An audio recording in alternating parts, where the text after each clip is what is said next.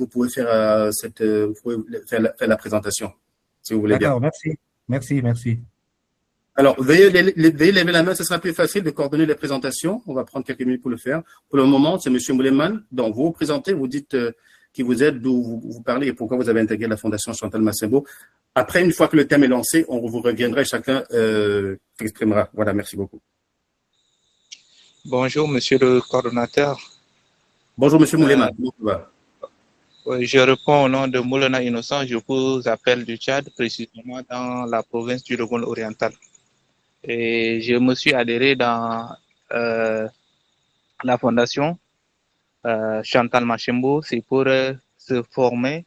Comme on se forme à tout temps, ça me donne des orientations. Et tantôt, la contribution des experts me permet aussi à me maîtriser plus mieux encore et voir l'avenir de notre Afrique que la Fondation organise actuellement. Voilà, merci beaucoup, merci beaucoup. Monsieur Kriya Purfis Fali, allez-y pour votre présentation. Ok, bonsoir à tous et à toutes. Et moi, c'est Ousmaïla Salissadou, du Cameroun. Donc, je suis militant du Parti écologique du Cameroun. Donc, j'ai rejoint la fondation pour pouvoir mieux me former et mieux comprendre les enjeux écologiques pour développer ma localité. Merci. Merci beaucoup. Prochaine personne pour prendre la parole, M. Patrick Bati.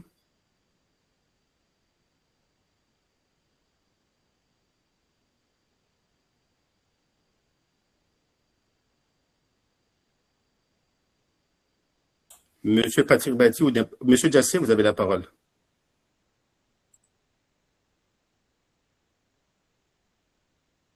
Monsieur Brel Diassé. Oui, bon, merci. Bonsoir à tous et bonsoir, monsieur le coordonnateur. Bonsoir, comment ça va aujourd'hui? Alors, on est en train de faire les petites présentations, oui. Le thème d'aujourd'hui. Oui, ça va. Oui, moi, c'est Brel Diassé, depuis Congo-Brazzaville, plus précisément à Pointe-Noire. J'ai adhéré à la Fondation Chantal Massembo pour contribuer à un avenir meilleur et soutenir les actions de solidarité. Merci. Merci beaucoup. Monsieur Lerica Bristo.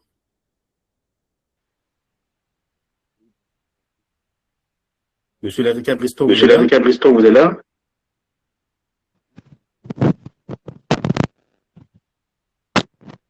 Allô, vous m'entendez? Oui, nous vous entendons. Oui, bonsoir à tous. Je m'appelle Bristo. Je suis le président de l'association Tanamaswando ici à Madagascar. Et c'est avec Monsieur Ertou que j'avais connu la fondation Massembo. Et d'ailleurs, c'est déjà dans notre champ d'être un militant en contribution pour le développement des zones rurales ici à Madagascar. C'est en œuvrant dans la solidarité des peuples vulnérables que moi et M. Orchou puissent se rencontrer. C'est la raison pour laquelle qu'il m'a contacté pour cette fondation. Merci beaucoup. Merci beaucoup et bienvenue parmi nous. Je t'en prie. Alors, Monsieur Mwanza. D'accord. Merci beaucoup. Bonsoir à tous. Bonsoir, Monsieur Le Cordeau. Bonsoir à vous. Et je suis Monsieur André Claudel Mwanza. Pardon. Je suis Monsieur André Claudel Mwanza. Je suis le représentant de l'ONG AFID en sigle Action pour l'encadrement des filles mères désœuvrées. Nous sommes ici dans le groupe de la Fondation Chantal Massembo pour le renforcement des capacités et aussi pour développer notre communauté en République démocratique du Congo, précisément dans la province du Kassai.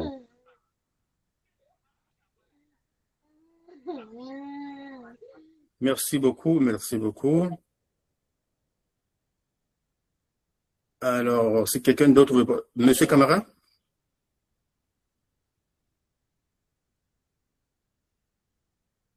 Monsieur Briscoe, vous pouvez baisser la main. Allô, monsieur le coordinateur. Allez-y, pour votre présentation. Ok, merci beaucoup. Bonsoir, chers participants. Moi, c'est monsieur Amara Kamara, depuis la Guinée-Conakry. Je suis actuellement dans la capitale. Donc, je réponds aux activités agents communication, réseaux sociaux, membres de la Fondation Chantal Massembo, Afrique francophone. Merci beaucoup. Merci, Madame Zabibou.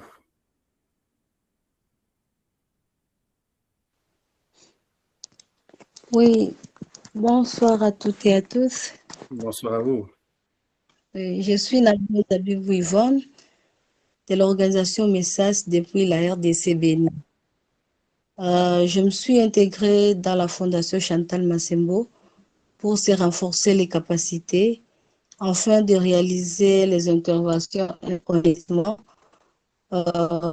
pour le développement durable de ma communauté. Merci. Merci beaucoup. Bienvenue parmi nous. Merci pour votre régularité. Je vous vois très souvent à nos réunions. C'est excellent. C'est cette façon que vous allez pouvoir vous former aussi. D'accord, merci. Monsieur Moussoko. Oui, bonsoir à tous. Je suis Monsieur Moussoko Grasse. Je vous reçois depuis la RDC, précisément dans la province du Kassai. Je suis membre de la Fondation Chantal Massembo et aussi coordonnateur de la communauté Report. Merci. Merci beaucoup. Alors, est-ce qu'il y a une autre personne qui voudrait prendre la parole?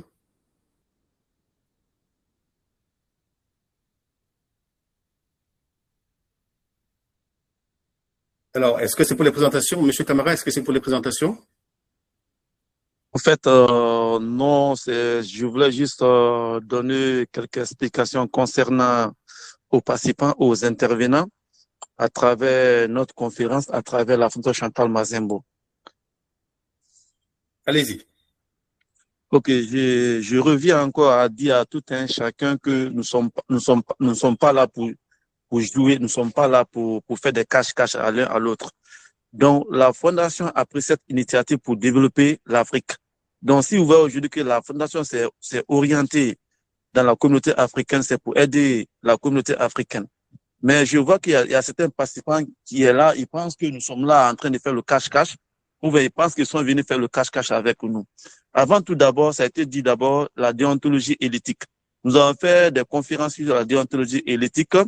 Nous sommes là, nous avons fait aussi la solidarité. Je pense que les deux thèmes-là peuvent nous faire la morale. Donc, si vous voyez que nous avons fait la formation sur les deux thèmes-là, l'éthique et la déontologie et la solidarité, c'est pour faire la morale aux participants, aux intervenants. Mais je vois qu'il y a des gens qui sont là, ils veulent faire le cache-cache avec nous, ils veulent perdre leur crédibilité avec nous. La Fondation n'est pas là pour jouer. La Fondation est là pour aider la communauté africaine. Et surtout aussi encore pour soutenir les acquis dans nos communautés. Mais je vois qu'il y a des gens qui pensent que oui, quand on soumet des projets, c'est des projets à court terme, donc ça prend pas du temps. Allez-y, allez vous soumettez vos projets auprès des institutions, vous allez voir. Il y a des projets pour financement, ça peut prendre une année avant de financer vos projets. Même l'État aujourd'hui est impossible de financer certains projets aujourd'hui. Si vous voyez que la France a pris cette initiative pour nous aider, je pense que nous devrions nous soumettre à la Fondation et remplir les normes standards que la Fondation nous a demandé. C'est la norme élémentaire. C'est la norme élémentaire. C'est très simple. C'est 12 personnes.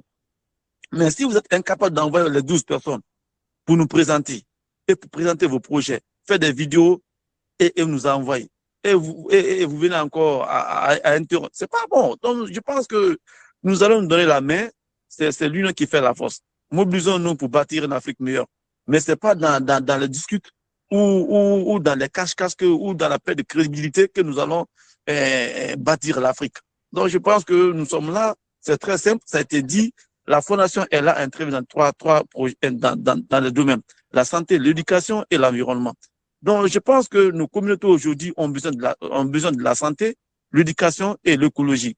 Donc, si vous voyez qu'aujourd'hui, la Fondation s'est accentuée sur ces trois projets, donc je pense que c'est très bon aujourd'hui pour le développement de l'Afrique. Donc, je ne peux pas trop monopoliser la parole. Donc, je pense que tout un chacun, on a bien compris. Donc, nous allons respecter le nom de la Fondation et nous allons respecter la déontologie et l'éthique de la Fondation et nous allons respecter aussi encore les opinions de tout un chacun qui est là pour pouvoir développer l'Afrique. Merci beaucoup, le coordinateur général. Merci beaucoup, Monsieur Camara. Merci beaucoup pour cette petite mise au point. Alors, aujourd'hui, nous allons travailler, on va discuter de l'avenir énergétique de l'Afrique. Comment faire pour transformer l'Afrique? Il existe, vous avez sûrement reçu le message qui a été envoyé aujourd'hui. Beaucoup de pays de l'Afrique saharienne sont des pays où il n'y a pas de délestage et ils ont moins de possibilités que nous. Comment ça se fait que l'Afrique subsaharienne, qui possède autant de capacités du point de vue énergétique, n'a pas la possibilité de s'industrialiser de façon simple? Comment est-ce que les pays qui ont autant de difficultés arrivent à s'en sortir tandis que nous, on traîne la patte? Ça, c'est le thème dont nous allons discuter aujourd'hui. Mais avant d'aller sur le thème, je vais revenir encore faire une dernière partie de l'introduction. Comprenons que la Fondation Chantal Massembo, c'est un espace qui a été créé pour être un endroit où nous allons former la crème de la crème de ceux à qui nous allons passer le flambeau pour demain. Nous sommes en train de former les gens qui vont pouvoir nous remplacer. Nous sommes en train de former les personnes qui sont suffisamment éthiques, qui ont qui reconnaissent suffisamment de déontologie, les gens qui vont être suffisamment fiables pour que le monde puisse les considérer comme des personnes respectables et respectées. Si nous ne respectons pas, le monde ne peut pas nous respecter, parce que si nous ne respectons pas, nous ne pourrons pas respecter les projets dans lesquels nous sommes. Si nous ne sommes pas suffisamment rigoureux, nous allons échouer. Le monde va continuer à rire de nous. Dans cet espace, nous sommes d'abord là pour nous former, pour élever notre niveau de conscience, pour que demain, nous soyons suffisamment capables de porter ces projets-là que nous sommes en train de pouvoir porter ensemble. C'est la première chose. L'argent n'est pas le but de la Fondation, c'est d'abord la formation d'une élite. Nous sommes ici pour nous former, pour devenir nous-mêmes une élite, pour nos quartiers, à travers notre implication, à travers le succès que nous allons démontrer autour de nous. Et le succès passe par le respect des règles. N'essayons pas de passer à travers les règles. Si des gens trouvent que les règles sont très difficiles, au lieu de décider de discréditer la Fondation, quittez la Fondation. Aussi simple que ça. Les règles que nous avons posées sont extrêmement simples. Si vous trouvez qu'elles sont très compliquées, allez là où vous pensez qu'elles sont simples pour faire financer votre projet. Mais encore une fois, ici, nous sommes là pour nous former d'abord. Nous sommes d'abord là pour nous former. Parce que l'élévation de notre niveau de conscience est d'abord la chose dont nous avons besoin avant de pouvoir réussir tout projet de développement. Voilà. On va redonner la parole à Monsieur Irinsoa pour qu'il puisse nous entretenir un tout petit peu sur l'avenir énergétique, parce que le thème de l'écologie, le thème de l'énergie est un de ses thèmes de prédilection. Monsieur Irinsoa, vous avez la parole. Ensuite, on donnera la parole aux uns et aux autres. Monsieur Irinsoa, vous avez la parole. Merci à vous de m'avoir donné la parole. Comme je disais tout à l'heure, l'Afrique regorge de ressources naturelles extraordinaires et ce n'est pas les ressources qui manquent, c'est le défaut de capacité de transformer ces ressources en une solution concrète. À Madagascar, nous avons bien connu les conséquences de cette situation. La coupure répétée d'électricité, non seulement n'est pas une question de confort, elle affecte directement la santé publique, l'économie et la dignité des populations. La rupture de chaîne de froid, par exemple, peut entraîner la perte des médicaments essentiels, du vaccin ou des produits alimentaires, avec des conséquences parfois dramatiques, voire même mortelles. Là, que devrons-nous faire? Nous devrons faire confiance à la jeunesse. Il est essentiel d'investir dans leur formation, leurs projets et leurs capacités d'innovation. Développer un véritable mix énergétique, l'Afrique doit exploiter toutes ses ressources, que ce soit le vent, l'eau ou le soleil. Et s'inspirer des réussites, comme vous avez dit tout à l'heure, les réussites des autres pays africains. Certains pays du continent démontré qu'il est possible de transformer les ressources naturelles en opportunités pour améliorer la vie des citoyens. Ces expériences doivent nous inspirer et nous encourager à créer notre propre modèle. Aujourd'hui, nous devons reconnaître les difficultés, mais surtout construire l'avenir. Le manque de moyens représente un défi, mais il doit également devenir une opportunité d'innover et de créer des partenariats solides. Par exemple, nous, chez Coldchain.mg, nous avons choisi d'agir à notre échelle en développant une solution complètement solaire de stockage et de transport frigorifique alimentée à l'énergie solaire. Nous utilisons une ressource, le plus grand soleil. Grâce à cette approche, nous pouvons réduire la dépense au réseau électrique instable et contribuer à préserver les produits essentiels. Car le véritable problème n'est pas l'absence de ressources, ça je le répète toujours. Le défi est de mobiliser les moyens humains, techniques et financiers nécessaires pour transformer cette ressource en solutions concrètes. C'est pourquoi nous avons besoin de l'engagement de tous, chacun contribuant pour participer à bâtir un avenir énergétique durable et efficace. C'est donc la question qui se pose. L'Afrique possède les ressources, mais pourquoi on n'arrive pas à transformer ces ressources en une opportunité durable? Merci à vous.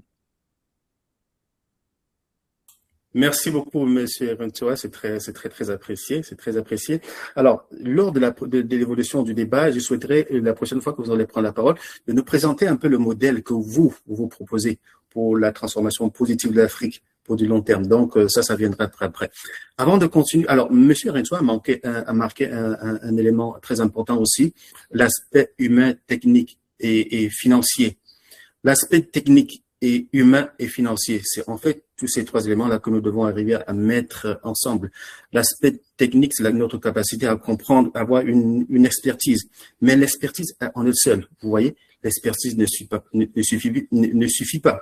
On doit se former aussi dans l'éthique et la déontologie qui est la base de tout. C'est tout cela qui est mis ensemble pour faire en sorte que nous soyons capables de mener des projets et de les réussir. Voilà. Alors, je voulais aussi dire que quelque chose qui n'a aucun rapport avec la réunion d'aujourd'hui. On a remarqué qu'il y a des gens qui venaient dans la fondation afficher des formations payantes. Et cela, c'est une atteinte à la déontologie, une atteinte grave à la déontologie de la fondation. Parce que notre but, c'est d'accompagner les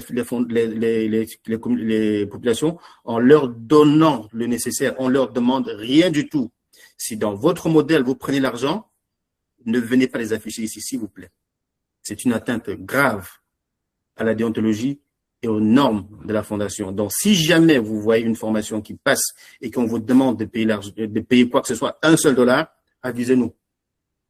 C'est très important. Voilà. Alors, on va passer la parole à celui qui voudra la prendre à la suite de M. Irinswa pour parler de l'avenir énergétique. Orientons-nous donc. Comment est-ce qu'on peut trouver des solutions dans nos différents environnements? Voilà, vous avez la parole.